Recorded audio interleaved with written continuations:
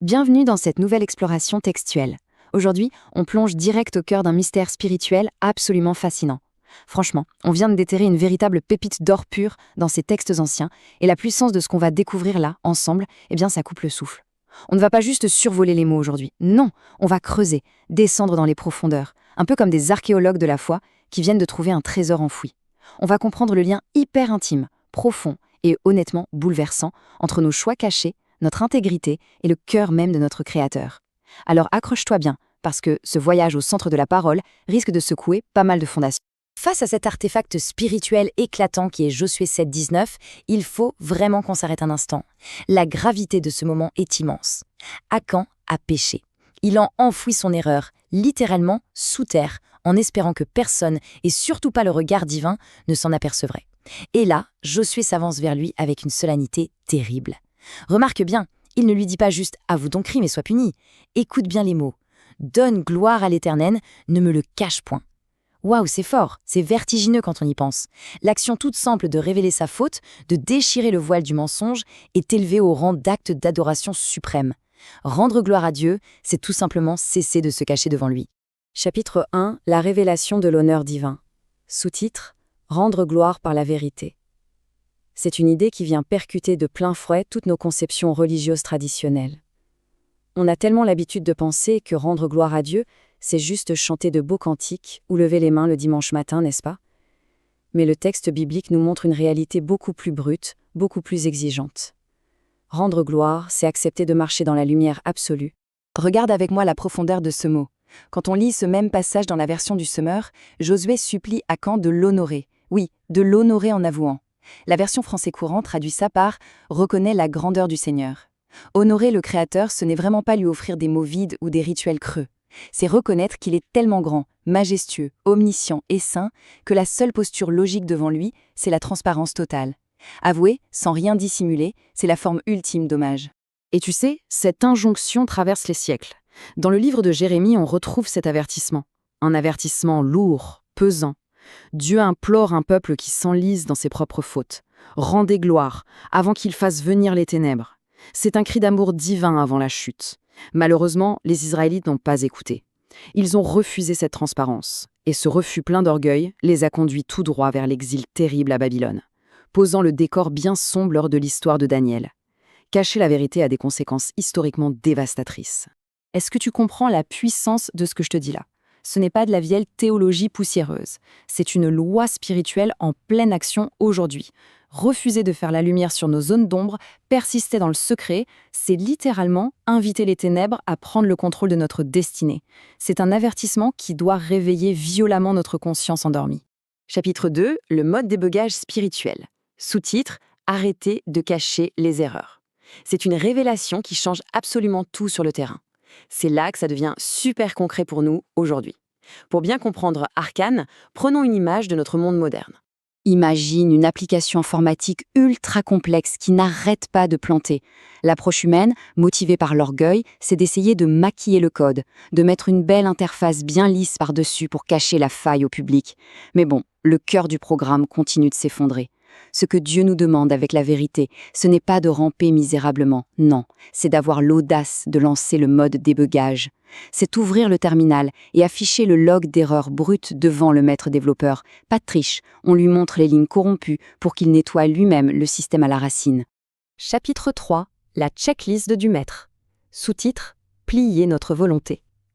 Cette transparence absolue nous amène inévitablement à comprendre notre positionnement face au Créateur.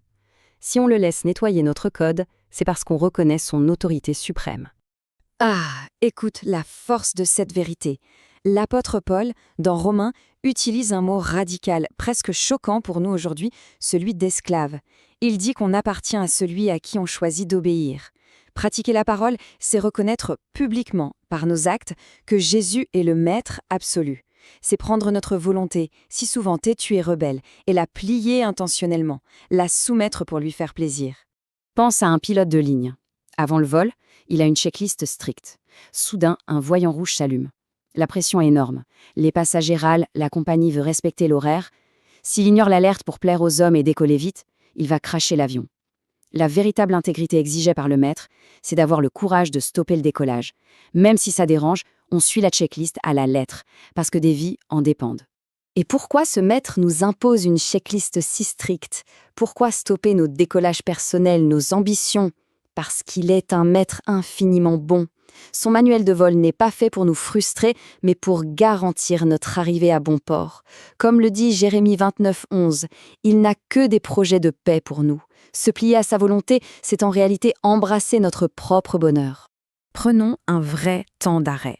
Est-ce que tu entends ça? Est-ce que cette révélation te parle au cœur, là, maintenant, dans ta réalité, au milieu de tes luttes professionnelles ou de tes tentations secrètes? Obéir, même quand ça fait mal, c'est faire une confiance aveugle à la bonté de celui qui donne l'ordre. Chapitre 4, le contrat à 1 million. Sous-titre, l'épreuve ultime.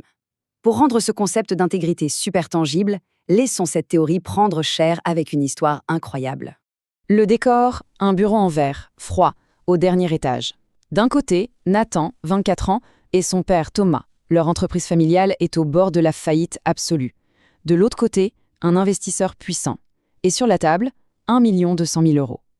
De quoi sauver des années de sueur. Mais l'investisseur glisse sa condition, sale et empoisonnée.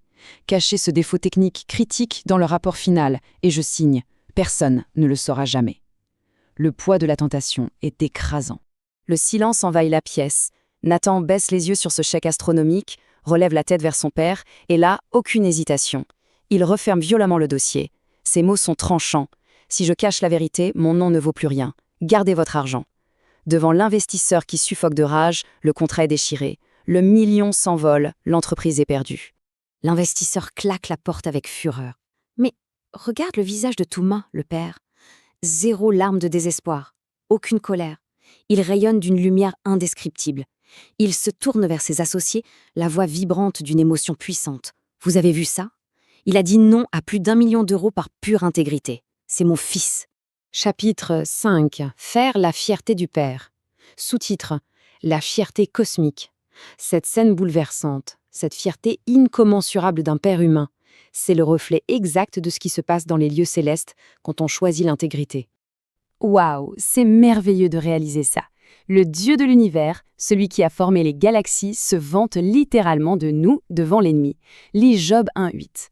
Dieu interpelle Satan et s'exclame avec une débordante fierté paternelle « As-tu remarqué Job? As-tu vu son intégrité ?» Quand on choisit la droiture en secret, quand personne ne regarde, notre Père céleste se lève et dit aux puissances spirituelles « Regardez ça, c'est mon enfant. » Et là, la question doit transpercer notre âme. Est-ce que nos choix de tous les jours, dans l'ombre de nos chambres ou les couloirs de nos bureaux, poussent le Dieu Tout-Puissant à se vanter de nous? Parce que faire la fierté de Dieu, ce n'est pas abstrait. C'est des sacrifices concrets. C'est dire la vérité à son patron, même si ça coûte une promotion. C'est choisir d'attendre le mariage dans un monde hyper sexualisé. C'est refuser de participer au commérage toxique à la machine à café, quitte à passer pour le rabat de joie. C'est donner sa dîme alors que le compte crie au secours. C'est vaincre le sommeil pour prier ou oser évangéliser sans honte. Tous ces sacrifices dans le secret crient une vérité éclatante. Notre relation avec notre papa vaut infiniment plus que tous les conforts éphémères de cette terre. Alors là où on est, posons nos cœurs devant lui et faisons monter cette prière. Seigneur, mon papa, donne-moi le courage de Nathan. Face aux raccourcis du monde, aux commérages faciles et aux millions trompeurs, aide-moi à choisir la vérité qui te rend fier. Je préfère perdre un contrat ou passer pour trop sérieux plutôt que de perdre mon intégrité et ton sourire. Que ma vie secrète et mes choix quotidiens te poussent à te vanter de moi, ton enfant, comme tu l'as fait pour Job. Amen. Quelle puissance insondable dans cette texte aujourd'hui. Si cette pépite spirituelle t'a encouragé ou bousculé, il faut que ça circule.